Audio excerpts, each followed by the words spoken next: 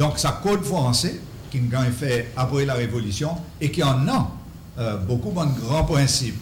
Liberté, égalité, fraternité, et nous pouvons aller un bon principe d'égalité, lorsque qui concerne succession, bons enfants, succession, bons héritiers.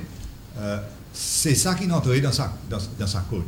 Il a drafté en France par bons juristes français et il a drafté dans 3 livres pour lui couvrir toute la vie intime. Et à l'heure, on peut voir, premier livre, il appelle il a personne. Deuxième livre, il a propriété. Et troisième livre, il a obligation, il a relation entre du monde dans un État. Donc, il a divisé en ça 3. Et il couvert une période depuis une naissance jusqu'à la mort ou succession, etc. Donc, il couvert tout le monde quelque chose qu'un monde peut faire au niveau civil pendant son la vie. Ça coûte, pareil, on dit, une fois qu'il est accepté par le Parlement, la France, il vient partout dans tout le territoire français, including Maurice, et il arrive ici, c'est celle en 1806. Après qu'il est promulgué, Maurice, par le gouverneur Maurice, à l'époque, gouverneur français, décline. Et il vient ici en 1806. Et depuis 1806, ça code, il vient, nous, la loi civile.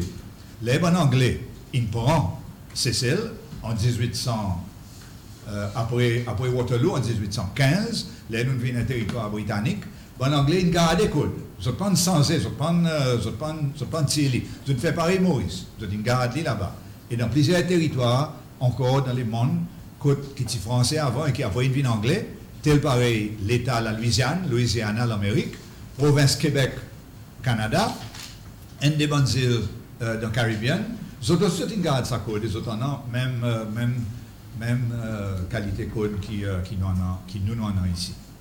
Donc, depuis 1806 jusqu'à 1975, sa code il nous restait plus ou moins pareil la France, avec une des modifications en mesure qui nous allait. Une bonne première modification est allée encore nous pouvoir, c'est Status of Married Women Act qui est arrivé en 1900, c'est après la guerre, après la deuxième guerre mondiale, et il change un petit peu direction le Married Women. Et en 1964, il en a un des changements de succession. Par exemple, première fois, Madame mariée gagne la moitié bien, son monsieur est marié, vice-versa, etc. C'est un petit changement. Grand changement, premier grand changement qui vient avec sa code, il vient avant nous l'indépendance.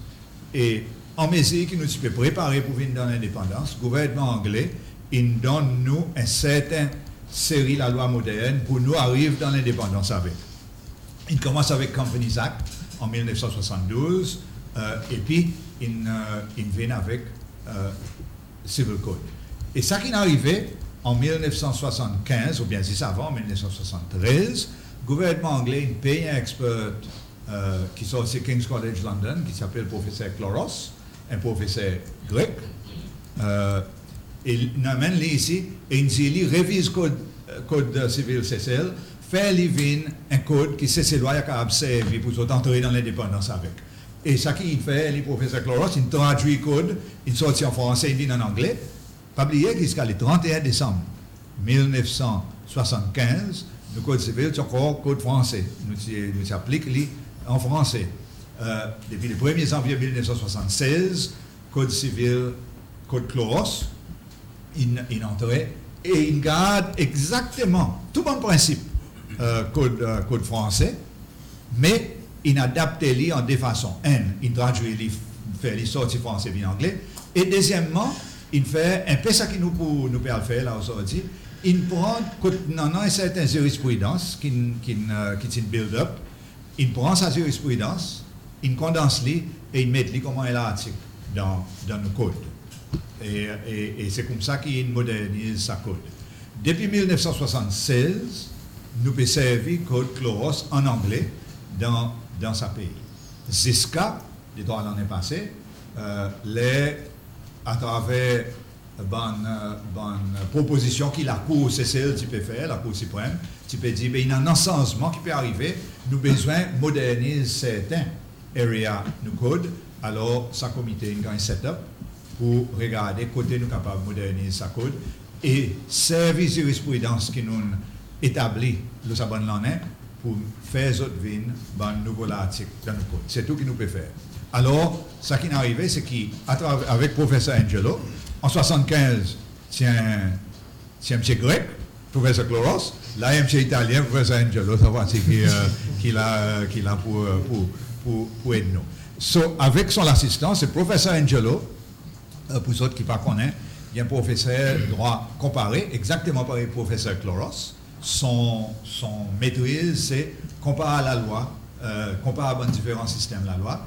Et il travaille, à cause du sorti de New Zealand, il travaille beaucoup dans le Pacifique, dans les d'asile, il aide autres avec le développement de la loi, dans presque tout les îles dans le Pacifique. Et il aussi travaille beaucoup Maurice, avec Bureau Attorney Général Maurice, et avec une bonne éminence juriste Maurice, qui s'appelle M. Louis-Edwin Vanchard, qui tient nous la cour d'appel ici, c'est pendant la période de temps. Et professeur Angelo, M. Vanchard, avec ancien services Maurice, Sir Victor Glover, ils ont fait une série de travail qu'ils ont publié sur la loi Maurice. Donc il y a un expert, le Civil Code. Et nous demandons, aide-nous, et il a assisté comité pendant sa période qui nous fait, il écrit rapport, il a aussi drafté sa code, il met dans son langage bon amendement qui nous peut avoir aujourd'hui. Donc, ça peut donner un brief historique, le côté nous était aujourd'hui, à cause de Saban Zimouni là aujourd'hui, peut aider nous. Monsieur Domingue, avec son assistant, M. Cadel, il sortit dans la Reform Commission Maurice, au courant avec sa code civile, à cause d'autres, même d'autres là-bas qui montaient bon changement. Et nous invitons autres pour venir ici, CCL, pour assister nous dans sa parcours et pour amener un petit peu l'expérience qu'ils autres en Maurice, les autres n'arrivent pour amener d'autres codes, autres aussi, de certains moments. Donc, Mr. Chair, merci beaucoup pour sa petite chose. Professor, I'm sorry, I know you got most of what I said, and because the code is in English, we can now proceed in that language. Thank you, Mr. Chair. Over to you, Professor. Yes. Thank you. Is this live? Yes.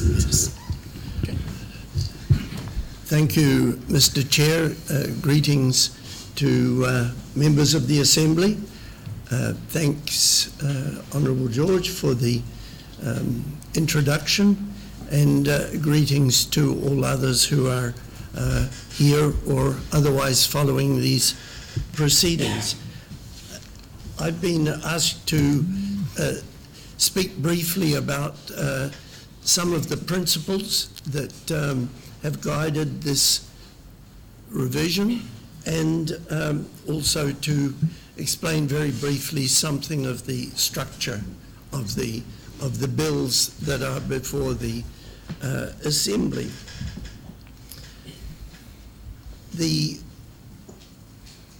Civil Code Revision Committee has met over 5 years or so, and I, along with various New Zealand assistants, have in fact been the secretaries or the researchers for that committee. So our task was to inform on the committee on matters of research, and then to put the decisions of the committee into a code-like form. And the result is the bill that you have before you. The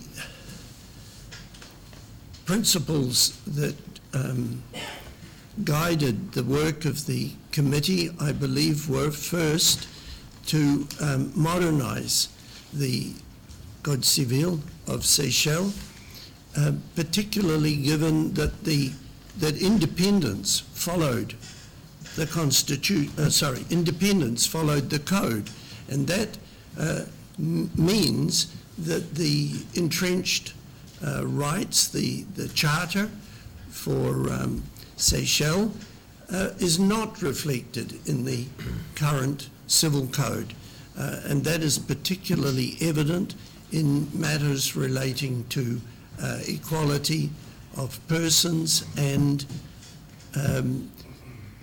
non-discrimination provisions.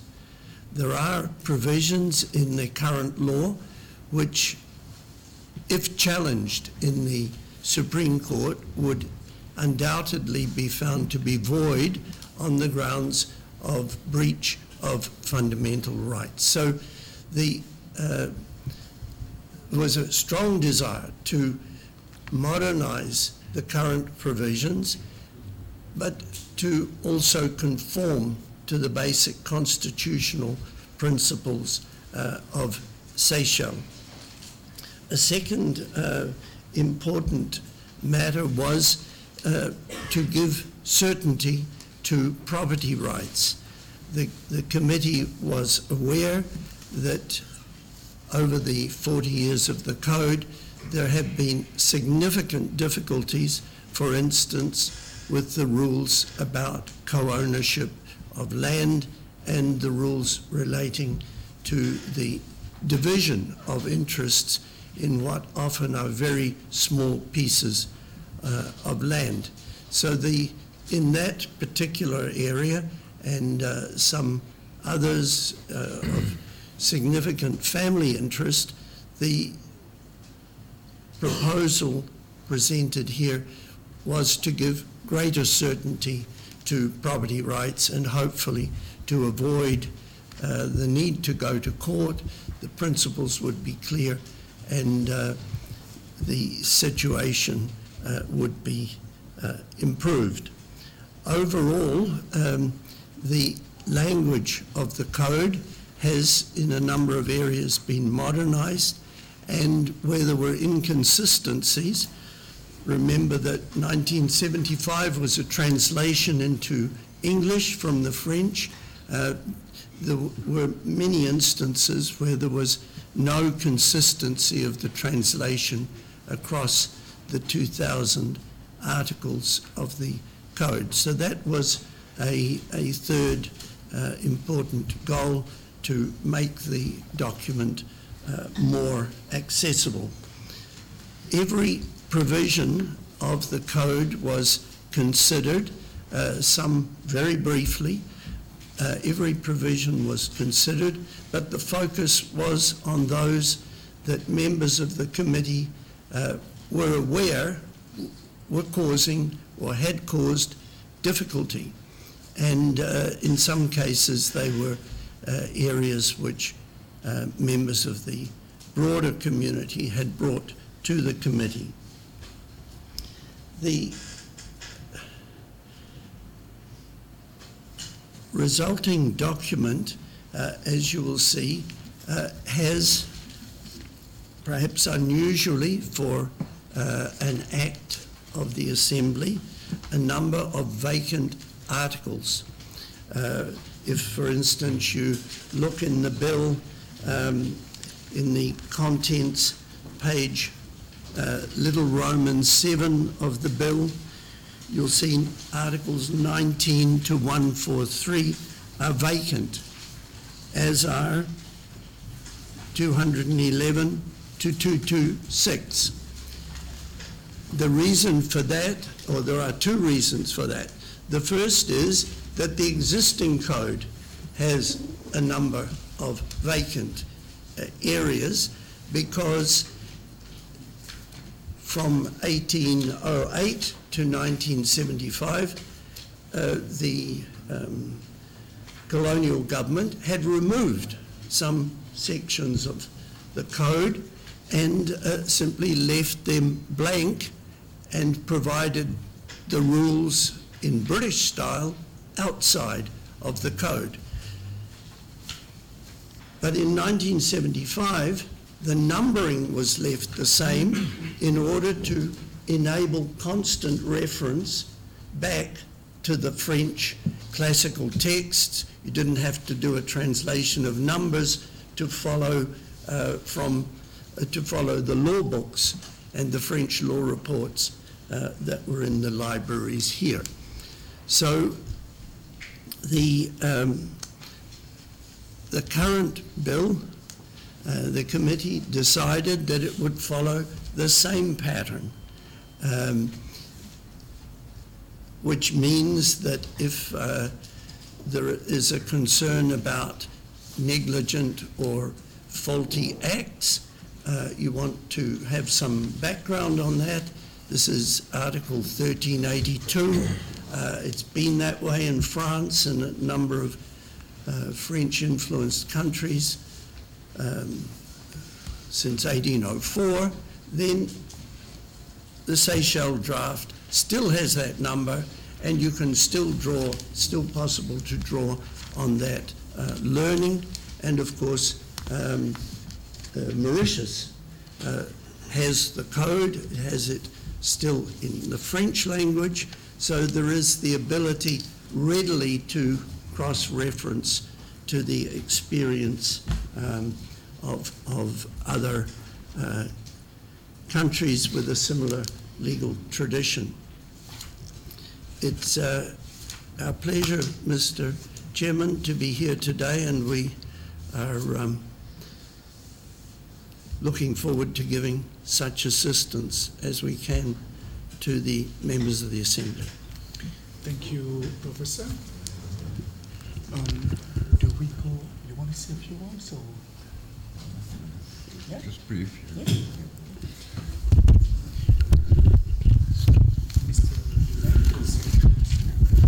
Yes, Mr. Chairperson, all honourable MPs, just to say it's a honour and a privilege to be able to be here with you and to assist you. And we'll do our best to shed light on your discussions. Thank you. Thank you, Mr. Deman. I will go back to Honourable George just to guide us on the way forward. Honourable George, and then what we'll do it similar to when we go in committee stage in the National Assembly. Any member who has any queries and all that will actually signal. I will take down the names, and then I will give you the mic. Okay? Yes, Honourable Rumkalawan. Thank you, Mr. Chairman. I would just like our friends from Mauritius to tell us, even before we start the process, how Mauritius amends the civil code. Because, we are looking at the whole of the code, and I'm not too sure what happens in Mauritius. So if you could guide us as to whether it's done piecemeal or you have actually gone through a process where you've taken the whole code, you've put it on the table similar to what we are doing, just so that we look at the, well, best practices or whatever you want to call it. Thank you. Yeah. Thank you, member, leader of the opposition. In the Mauritian context, try to be brief. You see, the code came into, you must understand dates in history. The British moved in 1810. If they had moved in a few years earlier, we would not have a civil code. We would have been, just like you, a common law jurisdiction. We had the French inhabitants, what we call the French colons. So when the French moved in 1810, we already had the Code Civil, 1804, which had been promulgated. We had the Code de Commerce and the Code de Procédure Civile. The Code d'Instruction Criminelle, which had worked out in France, it's the fourth of the Napoleonic era, was not yet promulgated in Mauritius, nor the Penal Code of 1810 was not yet promulgated in Mauritius. But what we had was the French Penal Code of 1791. And when the British moved in, as they did in other jurisdictions like Quebec, they wanted to reassure the population, and there was that clause that the people shall retain their laws, religion, and customs, usages. And for about from 1810 until 1850, like any new marriage, it was the honeymoon. The British did everything to please. Even to the point that when the question arose in 1830s about a need for a new penal code in Mauritius, you had a British governor writing to the colonial secretary and saying that Europe is indebted to France for its contribution to the criminal code, and they enacted the French penal code. Well, British, the French penal code of 1810 in 1838, and we did it French and English. That's the text we have in both languages in Mauritius. And they even, I mean, something which will be astonishing for any lawyer, they even enacted the Code d'instruction criminelle. British system is accusatorial. The French system is inquisitorial. The British went so far as to please the population, I mean, those who had influence, to pass even a sort of Code d'instruction criminelle.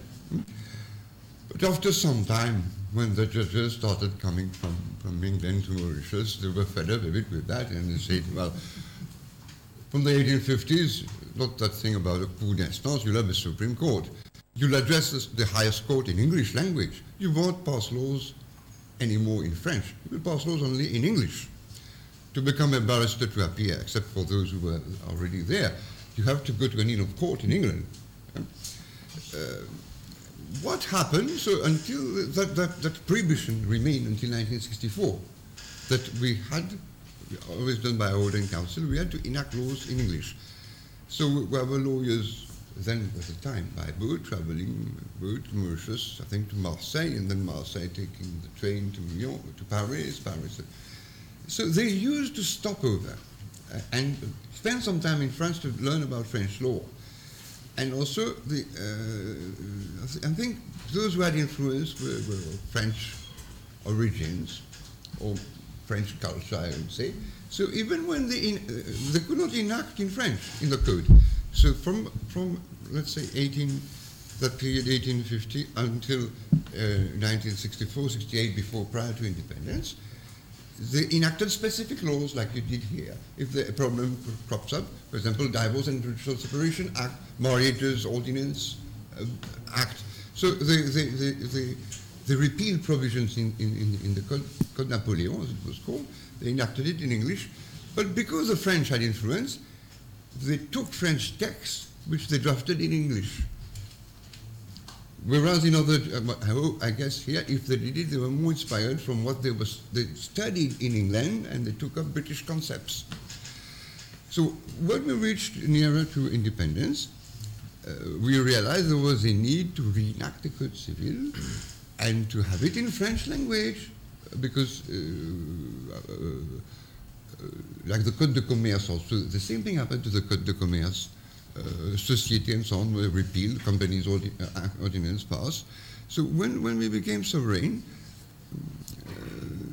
they hired the services of a French consultant, which is Robert Garron. They had various committees. So the first task they did was to try to, as you are doing a bit, to bring those things which went in special laws back to the code in French language. And at times things funny happen. In the Code Civil, we don't have the concept of fixed floating charges, which is a British concept. It was amended, made to apply to individuals, whereas in the British system it's more companies, and translated in French with a French drafting style. So they did it through a series of bills. One concerned, because there had been evolution also concerning family law, because people were used to not to get married to the civil status, but to have a religious. So they produced rules about, at the same time that the priest, we had already the Christian ordinance, the priest celebrates, he acts also as a civil status officer, just to give legal effect to those marriages. So there were a number of changes made to law persons, family law.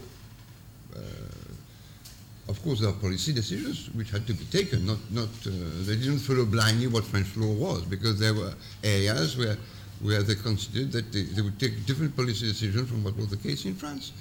So they passed a series of laws also related to succession, because they wanted, for example, to give an usufruct to the surviving spouse, which is most often the wife survive men more often than men survive Not very proud. So the surviving spouse, because you had the situation where the husband has died, and then the kids or the daughter-in-law was not getting good terms, she's kicked out. So they did a number of things to protect. It's always the idea of protecting people who may find themselves in a situation of vulnerability. We also produced rules which would help our economic development. At the time, each one has its house. They wanted to have a system of immeubles, copropriété apartments and so on, and also to have access to credit, société, immeuble construction, where to help to ease the economic development. They had also, I mentioned before, rules about sûreté. They, instead of having one bill, they decided that they would have, I think, 3 or 4 bills, which focused on matters of family law, succession, autorité parentale, and so on.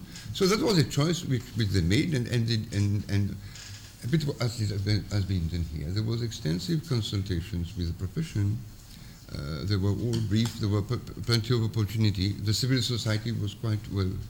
When more or less a consensus was reached, then it went through the assembly. And of course, most people, I think, agreed on the substance. They tried to have a consensus. There was to make sure that it remained coherent, but also there is a consensus. Since then, there has been evolution in France. There's been, in France with the bicentenary of the Napoleonic codes, they have revisited, very often codified in the sense that through the cases, the principles which have been worked out, they try to put it in statutory form and incorporate it. We are also working on it. Of course, it's always a choice for the Attorney General's office. I welcome the Attorney General, my dear friend, long time saw you, Mr. Francali. Yeah. So because the Attorney General will normally decide, because it's the principal advisor to government, whether he wants to have it as a single bill or as different bills.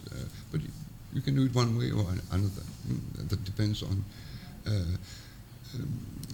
the nature of the changes that are made, and the symbolism also maybe that is associated.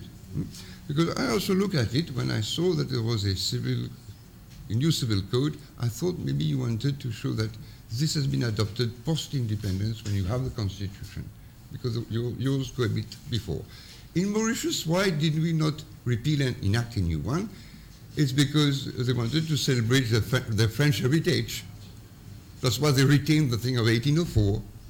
You see? Otherwise, if they did not want to celebrate the French heritage, they would have enacted it. Repealed, just like you did, and enacted a new civil code. So why we didn't maybe repeal and enact with changes, it's because in Mauritius, rightly or wrongly, they like to claim their French heritage. But I understood the little time I have here that you don't have that, you don't celebrate that here. Yeah.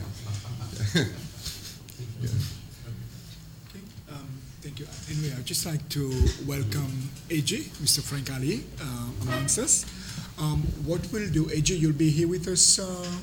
Okay.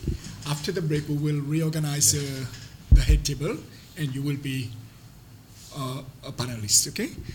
Let me pass the mic to Honorable Georges, and you will actually.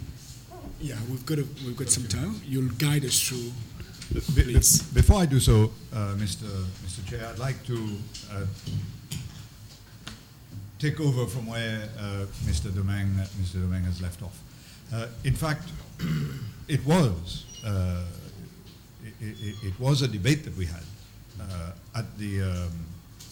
in the committee. Do we make proposals for amendment, or do we make proposals for a wholesale repeal and replacement? And we could have gone either way.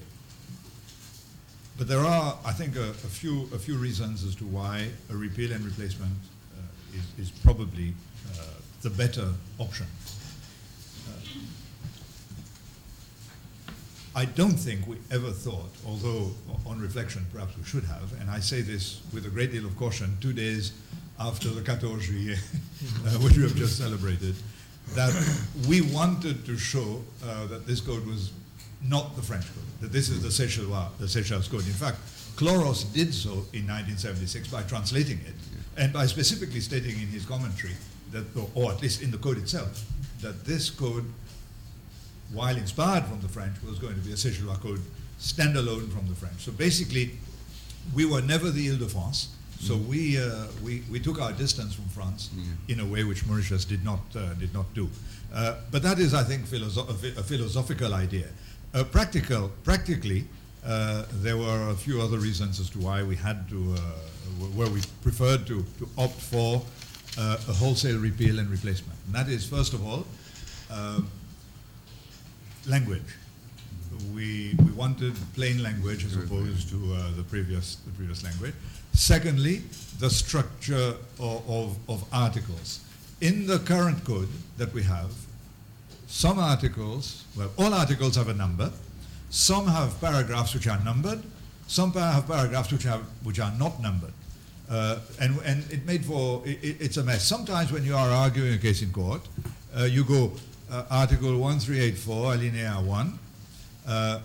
Other times you have to go Article 906, the second unnumbered paragraph, and it's messy. So what we've done in this particular code is we've used the English statute law format of article and then a sub-article and a paragraph. So, and that's throughout.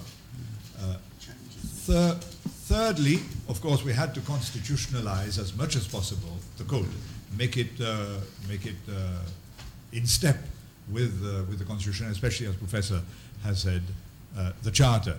And fourthly, there is a repatriation. As had happened in Mauritius, certain things were removed from the code and put in an act, the Matrimonial Causes Act, for instance, which deals with divorce, the Civil Status Act, for instance, which deals with marriage, etc. All of those were taken out of the code. Adoption was taken out of the code and put in the Children Act. What this code tries to do is to bring it back, is to bring all of this back and make the code a coherent code. So for those reasons, and I'm sure there are others, it was felt that it was better to opt for a wholesale repeal rather than a partial amendment. Thank you, Honorable George. Can you just guide us how we're going to proceed? Whether we're going to take the first book or within the first book, different articles and so on? Yes. Please. Thank you, Mr. Chair. When the Civil Code Committee met, we read every article one by one, from Article 1 to Article 2, whatever it was, 2,200 and something. We don't have the time to do this. So what I propose as a way forward is to look at areas, an area of the code which deals with a particular issue, and then have a look at it. Professor will explain to us whether this is new, whether this is retained. As we said yesterday in the Bills Committee, about 90% of the code is unchanged. It's exactly the same. Okay, so a lot of it is not changing. About 10% of it is changed. So those we will have to look at. We'll have to highlight. And of course, it was also said yesterday, and this is true, that there may be areas of the code while we're doing this exercise which the committee did not consider, but which the Parliament, which the National Assembly wants to consider. So we will have to look at that as well. There are matters which we might not have felt as the committee were important, but which we now, sitting as a completely different body, feel are important and we need to look at. So what I suggest we do is we adopt this process, and the first chunk, as it were, is Articles 1 to 14. Those are preliminary and introductory articles, and perhaps the professor can take us through those articles very briefly to explain to us why they're there.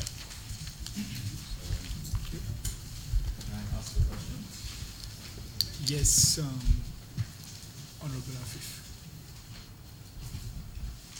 Thank you, Mr. Speaker.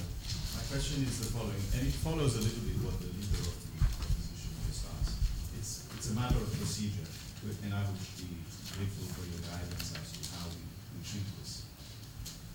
You've explained and you've given the reasons why you preferred to go the option of repealing several acts, including the existing civil code, and then introducing a completely new civil code with another act civil code consequence amendments. My question to you is this.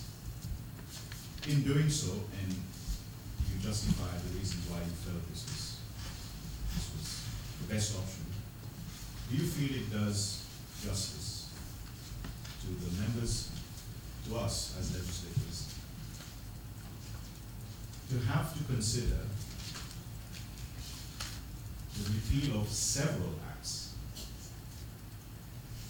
and the repeal of the entire code and the introduction of new clauses, some of, and there are hundreds of new clauses, and to expect to complete that exercise in a few days?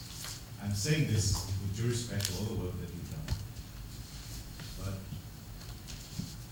it is a massive exercise for us to be able to go through hundreds of clauses and accept them within a few days. And to expect also the public who is listening out there to understand why we have accepted or debated, or not debated sufficiently on some of the clauses. I'm asking you whether that occurred to you when you were debating which option to take. And as Mr. Domingue clearly said in Mauritius, they have always done it piecemeal, clause by clause, and amended, so that people have the time to assimilate what change was required, whether there was an outcry out there for a change, and therefore this particular section of clause would be changed and then brought as an amendment. Just for your information, 2 weeks ago we had an amendment to the Civil Status Act, and it was just to do with clarifying how officers would go to attend weddings, and whether they should have allowances or not.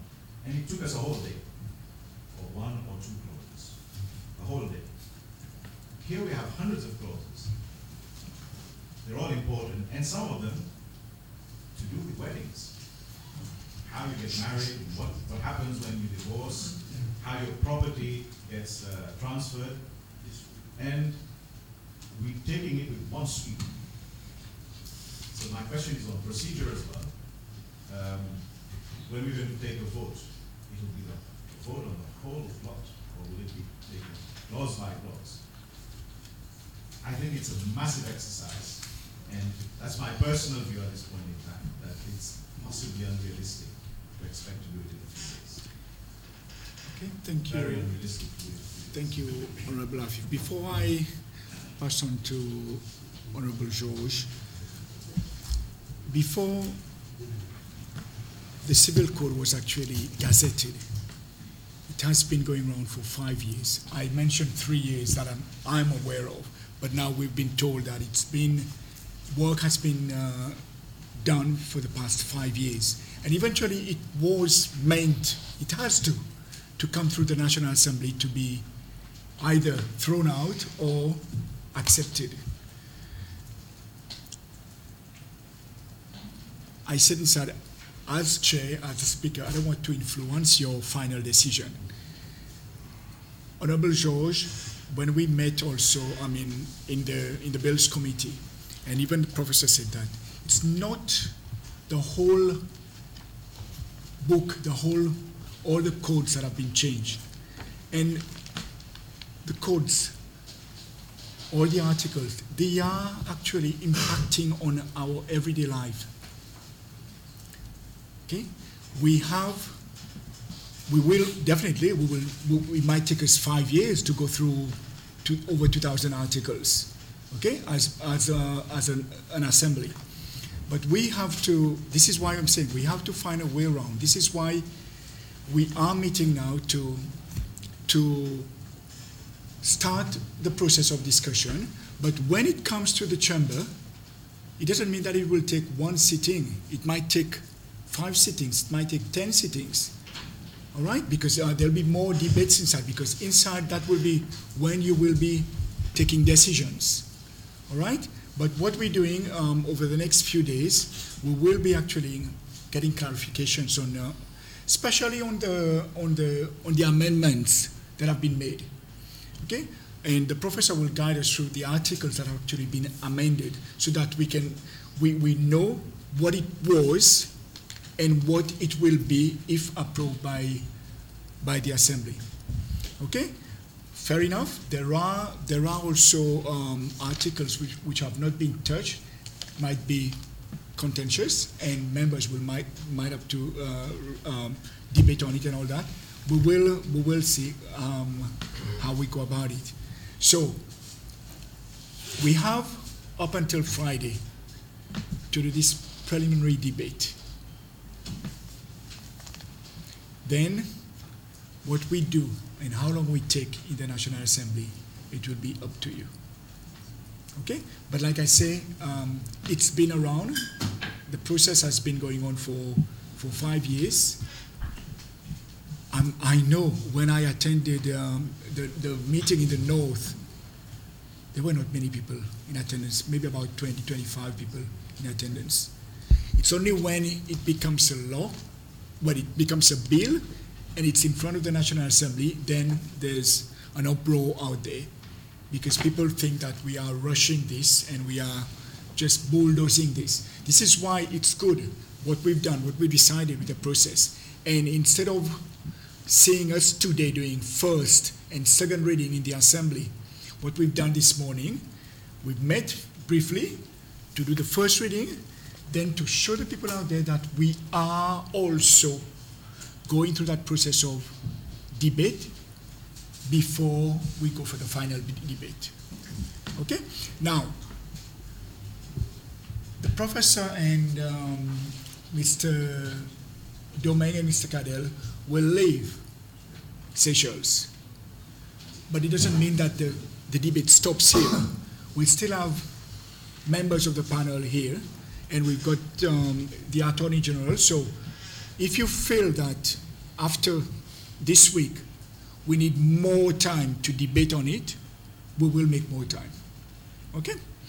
You want to add something, Honorable George? Yes? Thank you, Mr. Chair.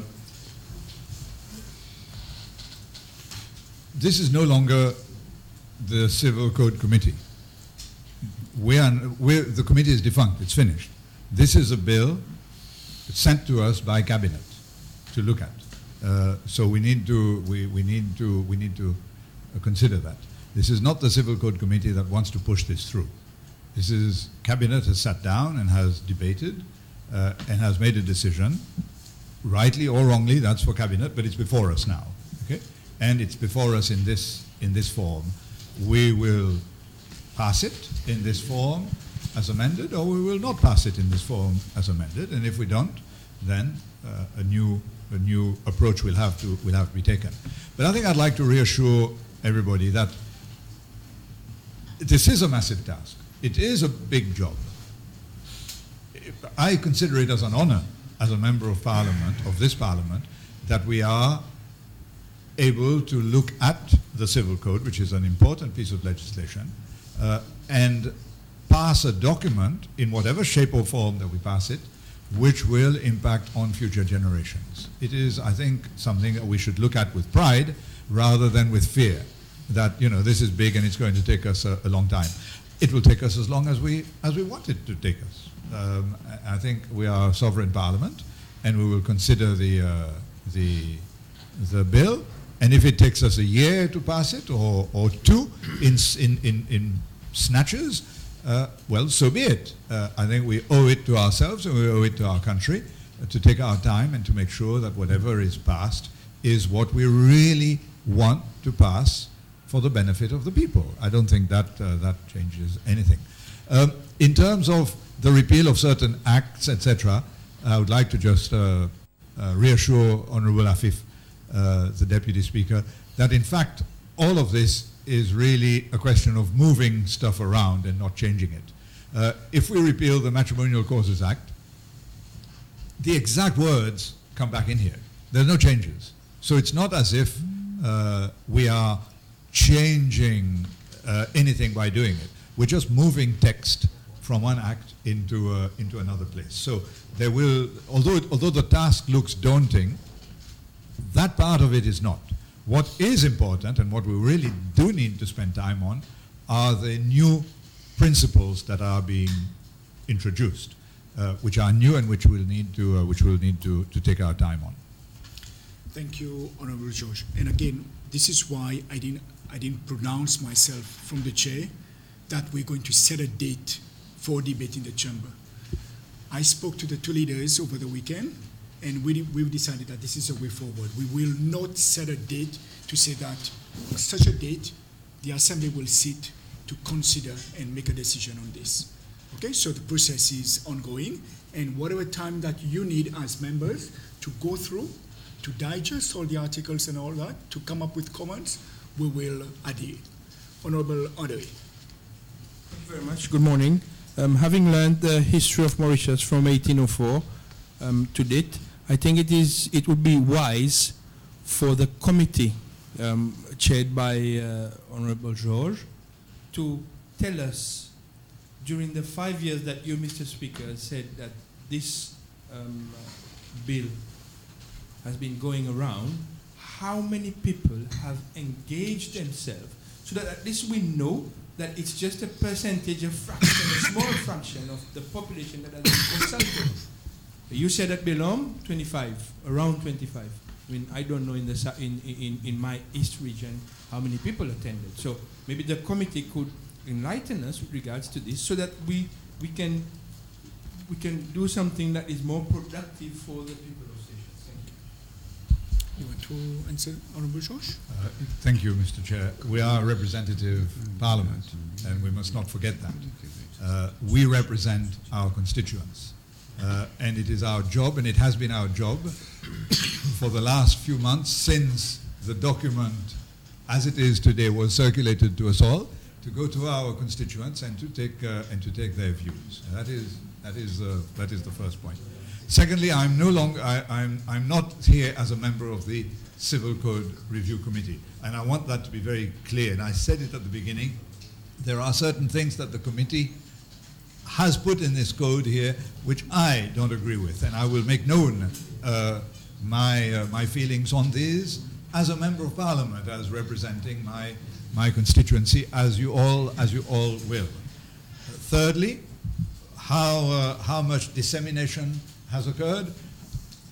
We did everything. The Civil Code Committee, which I did not chair, I was only a member of the committee, along with the Attorney General then and various other members from the judiciary and from the bar. Over a period of time, we consulted as much as we possibly could with people. Every meeting was advertised to the bar, and I must say that the lawyers did not bother turning up. Nobody bothered to turn up. The Bar Association was reminded every day, please come, there is a meeting, come and bring your views. Nobody did, and we didn't expect anybody to. Why would anybody waste their time to come and talk to a committee that is, after all, only doing the civil code? There are other things to do. There's football matches to attend. There are other things, and of course we understand that this is where people went. We went to the public. We had regional meetings, which were fully advertised. Very few people turned up, but we can't force people to come.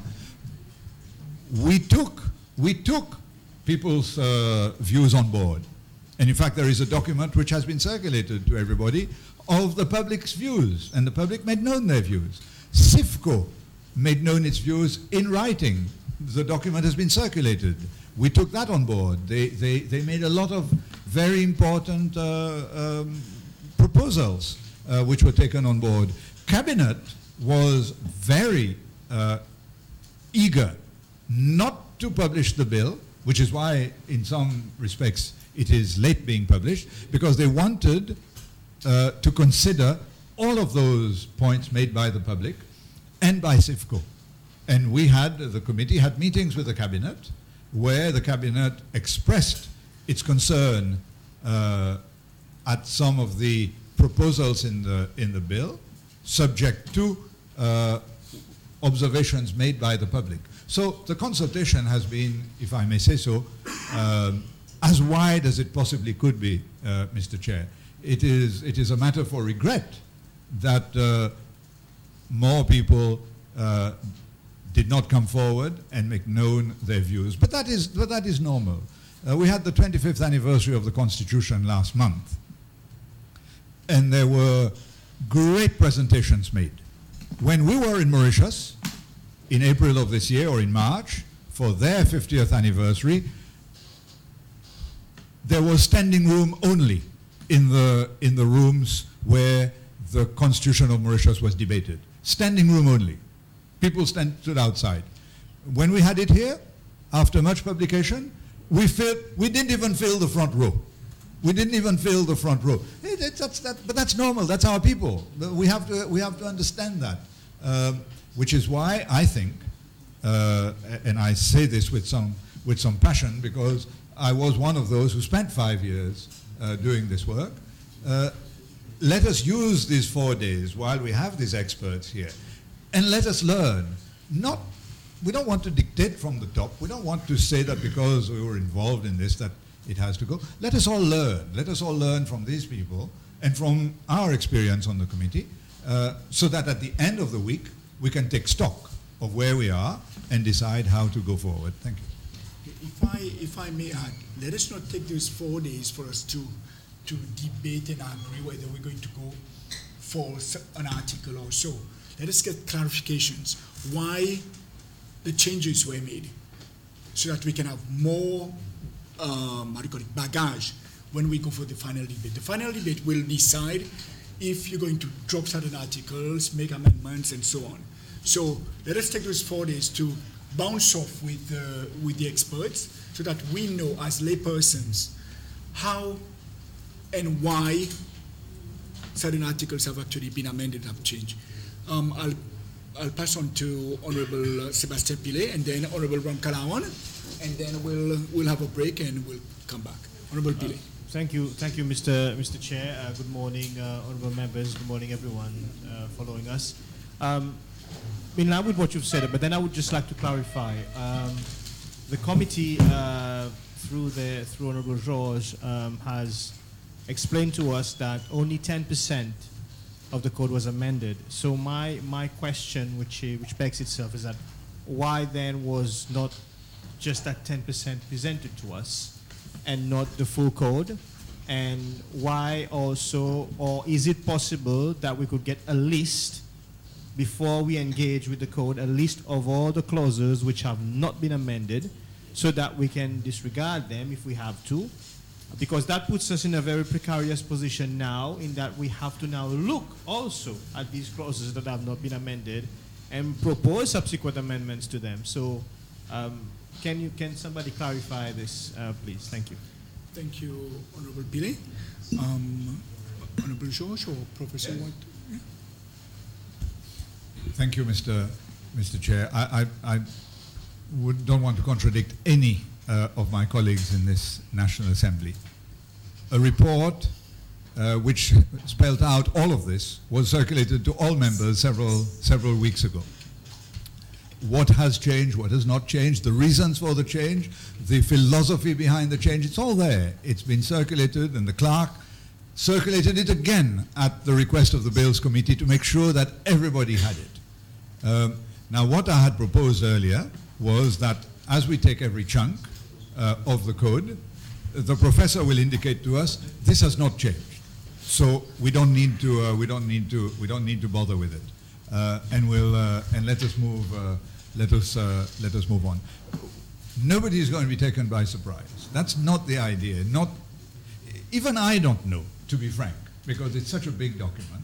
I can't tell you Article 1141 has not been changed. I don't. But as we go along, we will work out. We will know, and we'll be able to tell you this bit comes from the Matrimonial Causes Act. It's just been brought back in. It has not changed. Do we want to debate whether we should bring it in or not? If not, let's move on and go to the next point, which has changed.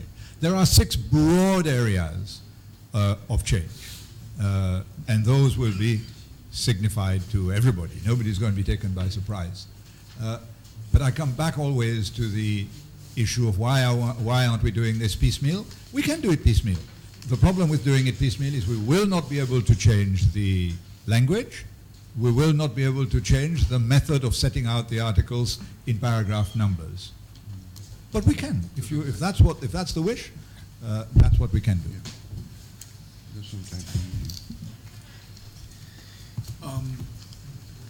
Just for members' sake, I spoke to AJ also over the weekend. There are still some mistakes in drafting, in putting in a bill format. Already now I see one in the schedule, articles 227 to 237, dissolution of marriage, which is supposed to be the dissolution of marriage. So there are little mistakes also made, typing mistakes and so on. That will, yes. Yes, the Bills Committee will do that because we've done the first reading. Now we'll tackle that. Honorable Ram Kalawan. Mr. Chairman, I simply wanted to say, unfortunately, this is part of our culture. When things are happening, a lot of people stay away. But when the time comes for a decision, that's when people decide to make themselves heard. And it's the same thing with the regional councils that we are going through right now.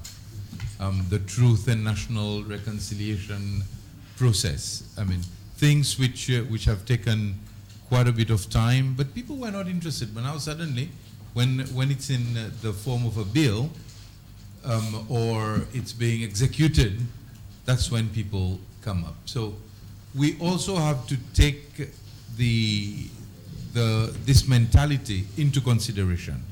We must not write off people because they failed to attend, because only 25 attended at Belom, or because it was an empty hall for the presentations of the Constitution. But I'm sure if you were to have the same presentations in the Assembly, everybody would have an opinion.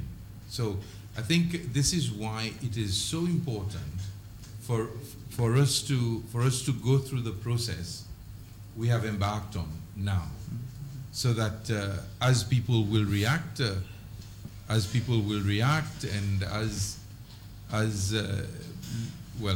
leaders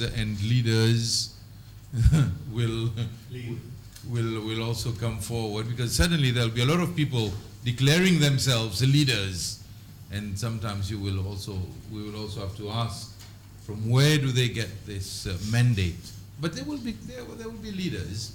So I think as we start today, we give ourselves, and I totally agree with what you've said, let's edify ourselves first, so that then our people hopefully will receive the same light that we experience, and then I think the process will carve itself out for us. Thank you. Thank you, Honorable Ram Kalawan.